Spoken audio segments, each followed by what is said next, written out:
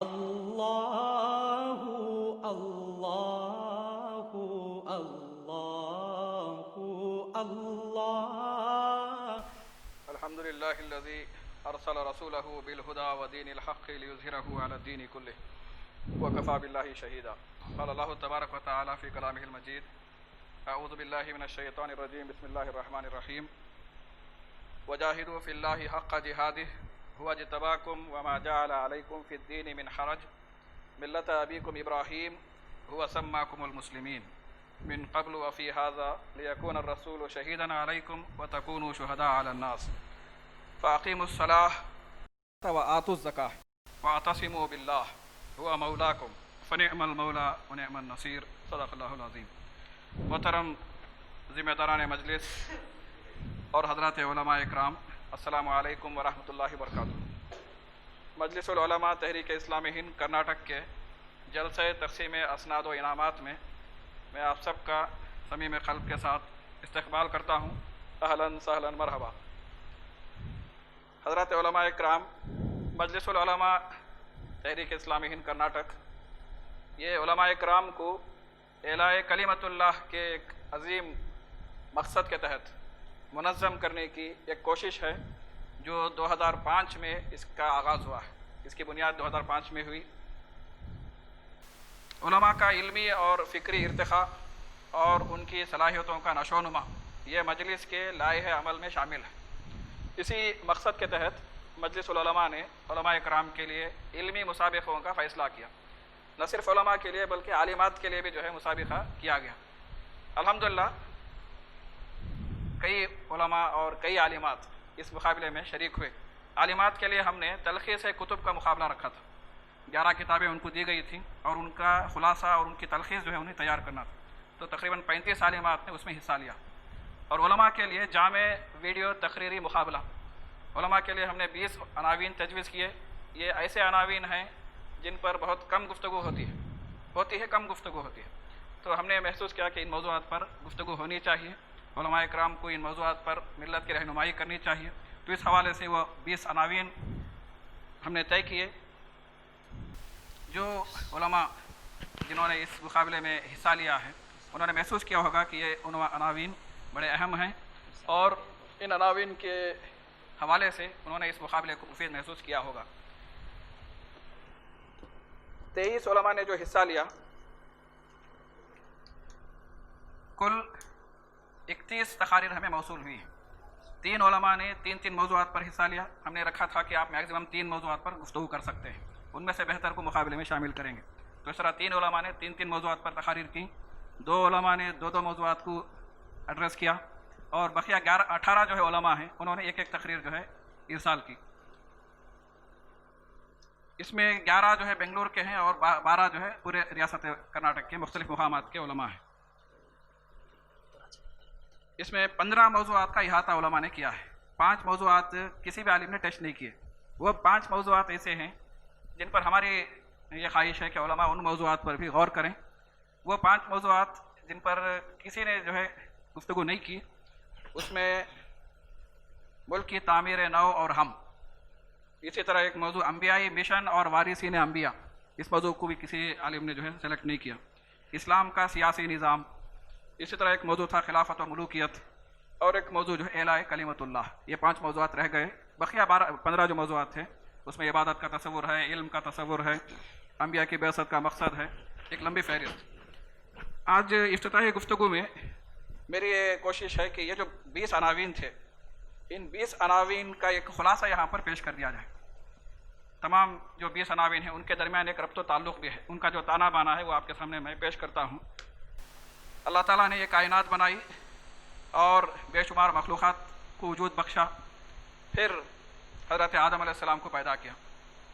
انہیں بنی نوع انسان کے نمائندے کی حیثیت سے مسجود ملائک بنایا اور وَلَقَدْ كَرَّمْنَا بَنِي آدَمَ وَفَضَّلْنَاهُمْ عَلَى كَثِيرٍ مِّمَّنْ خَلَقْنَا تَفْضِيلًا.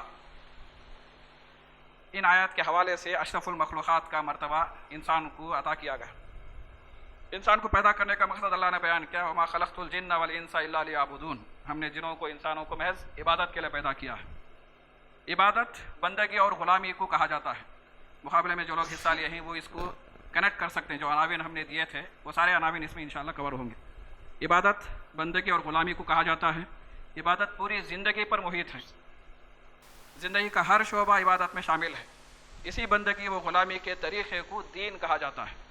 یہ دین خود اللہ کا دیا ہوا دین ہے جسے اسلام کہا جاتا ہے. دین اسلام پوری زندگی کے لیے رہنمائی فراہم کرتا ہے. اسی لیے اسلام کو ایک مکمل نظام حیات کہا جاتا ہے. Complete way of life, system of life. اسلام کا اپنا ایک روحانی نظام ہے، اخلاقی نظام ہے، معاشرتی نظام ہے، معاشی نظام ہے، سیاسی نظام ہے، قانونی نظام ہے. تو مکمل ایک سسٹم اسلام دیتا ہے، مکمل رہنمائی فراہم کرتا ہے. ہم نے جو موضوعات دیے تھے اس میں دو نظاموں پر گفتگو مقصود تھی، ایک معاشی نظام اور ایک سیاسی نظام. تو اسلام کے معاشی نظام کی جو بنیاد ہے وہ سود کی حرمت، مال کی گردش اور مال کی آمد و صرف کے لحاظ پر قائم ہے. آمد و صرف میں حلال و حرام کے لحاظ پر قائم ہے. یہ معاشی نظام کا خلاصہ ہے. اسلام کا سیاسی نظام توحید، رسالت اور خلافت پر قائم ہے، جس کا مقصد مشاورت اور مسئولیت کے ساتھ ایک خوشحال ریاست، ایک فلاحی ریاست کا قیام. انبیاء علیہ السلام اسی دین کو دنیا میں قائم کرنے کے لیے بھیجے جاتے رہے. قرآن مجید نے اسے شرع لکم من الدین ما وصی بہ نوحا کی پوری جو آیت ہے ان اقیموا الدین تک ولا تتفرقوا فیہ، تو اس آیت کے حوالے سے اللہ تعالیٰ نے انبیاء علیہ السلام کے بعثت کا مقصد قرار دیا کہ وہ اس دین کو قائم کرنے کے لیے بھیجے جاتے رہے.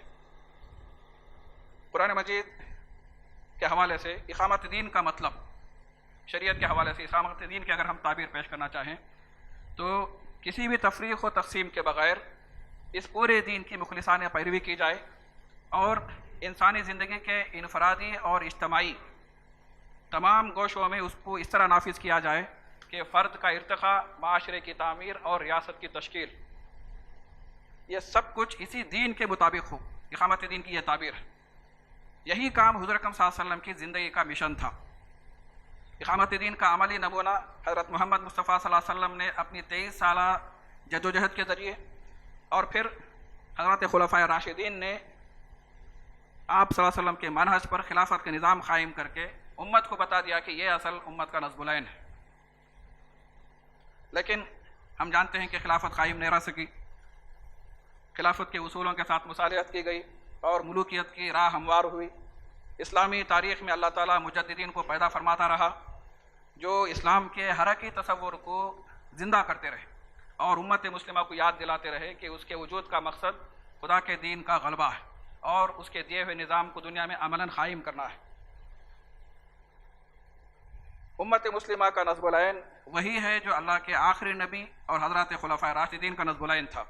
اللہ تعالیٰ نے امت مسلمہ کو خیر امت بنا کر اسلام کی دعوت کا عظیم کام حوالے کیا اور خیر امت ہونے کا یہ تقاضا تھا کہ ملت اسلامیہ شہادت حق کا فریضہ انجام دیتی اور اعلاء کلمت اللہ کی خاطر اللہ کی راہ میں جدوجہد کرتی. اگرچہ یہ کام پوری امت کے ذمے ہے لیکن اللہ کے رسول صلی اللہ علیہ وسلم کے ارشاد کے مطابق العلماء ورثۃ الانبیاء کے حوالے سے علماء کی جو ذمہ داریاں ہیں وہ اس میں بڑھ جاتی ہیں. انبیائی مشن اور وارثین انبیاء کا تعلق اس حدیث کے حوالے سے قائم ہوتا ہے کہ انبیاء کا جو مشن تھا وہی مشن علماء کرام کا مشن ہونا چاہیے. علماء درہم و دینار کے وارث نہیں ہیں بلکہ علم کے وارث ہیں اور یہ علم حضرت آدم علیہ السلام کے حوالے سے علم آسماں ہے اور حضرت یوسف علیہ السلام کے حوالے سے اجعلنی علی خزائن الارض انی حفیظ علیم، مملکت کا انتظام اور کرائسس مینجمنٹ یہ جو ہے علم کے اندر شامل ہے. تو علم کی جو وسعتیں ہیں قرآن مجید کے اندر بیان ہوئی ہیں. قرآن کا تصور ہے علم وسیع ہے، اس میں دین و دنیا کی تفریق نہیں ہے. علماء اکرام کو جدید و قدیم کے امتزاج کے ساتھ امت کو قرآن کے مشن کے لیے تیار کرنے کا عظیم کام انجام دینا ہے. اتحاد ملت یہ اس بڑے کام کے لیے ہے. علماء اکرام کو قرآن کے مشن کے لیے پوری امت کو متحد کرنا ہے اور اس امت کے اتحاد کا تقاضا یہ ہے کہ وہ اللہ کے دین کی داعی بن کر پوری امت بندگان خدا کو خدا کے دین کی طرف بلائے اور اسلام کے حیات بخش تعلیمات سے انسانیت کو واقف کرائے، روشناس کرائے اور اس نظام رحمت کے نفاذ کے لیے راہیں ہموار کر سکے. اور اس ملک کی تعمیر نو میں علماء اکرام کو کلیدی رول ادا کرنا ہے. حضور صلی اللہ علیہ وسلم کی خلافت علی منہاج النبوہ کی جو بشارت ہے، اس بشارت کو شرمندہ تعبیر کرنے کی ذمہ داری علماء اکرام کی سب سے زیادہ ہے. یہی وہ عظیم کام ہے جو علماء کرام کے کندھوں پر ہے.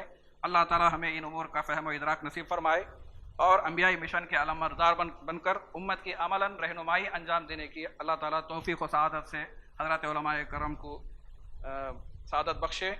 میری زندگی کا مقصد تیرے دین کی سرفرازی، میں اسی لیے مسلمان، میں اسی لیے نمازی. وآخر دعوانا ان الحمد للہ رب العالمین.